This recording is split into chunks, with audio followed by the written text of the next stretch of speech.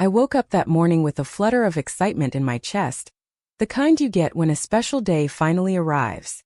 7 years of marriage, and despite the ups and downs, I wanted to believe we were still solid.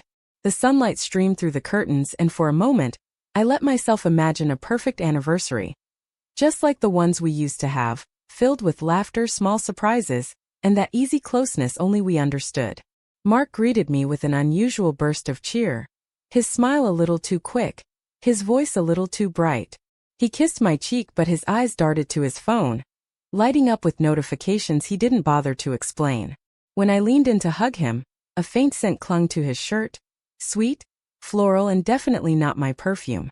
I brushed it aside, convincing myself it must be something from work, maybe a colleague's fragrance lingering in the air. He mumbled about having a busy day ahead, meetings stacked back to back, and promised we'd celebrate properly tonight. I wanted to believe him.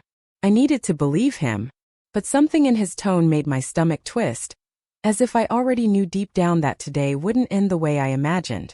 The morning passed slowly, but small things kept catching my attention. A knock at the door brought a delivery, an elegant box wrapped in gold paper addressed to Mark with private written in bold. Curiosity made me pick it up, but I didn't open it. Instead, I sent him a playful text asking what it was. His reply came quickly. "You'll see tonight." No emojis, no warmth, just that short answer. I tried to shake off the unease and decided to surprise him at lunch with cupcakes from his favorite bakery. When I reached his office, his coworker looked puzzled, telling me Mark had taken the day off. My heart skipped. He had left that morning claiming to be swamped with meetings. Driving home, I noticed his car parked near a cozy, upscale restaurant. I slowed down, my pulse thudding in my ears. Through the wide front window, I saw him. He was leaning in across the table, smiling in that soft, familiar way he used to smile at me, his hand resting gently on a woman's. I didn't know her face, but the easy intimacy between them was undeniable. My breath caught as realization began to form, heavy and cold in my chest. I didn't confront him right there. Instead, I drove home, my mind racing with every possibility, every excuse I could imagine for him. By the time he walked through the door that evening, holding flowers in one hand and the gold-wrapped box in the other, I had decided to let him reveal his own truth. He was all smiles, talking about how special tonight would be, setting the table like it was some grand gesture of love. As he poured wine, I asked casually how his business lunch went. His hand froze for a split second before he forced a smile and said it was fine. I described the restaurant, the exact table, the woman's dress. His eyes shifted and the mask slipped. He tried the usual lines. "It's not what it looks like, and she's just a friend." But when I pressed, the words tumbled out. He admitted he had been seeing her for months, claiming he'd planned to tell me tonight because guilt had been eating at him.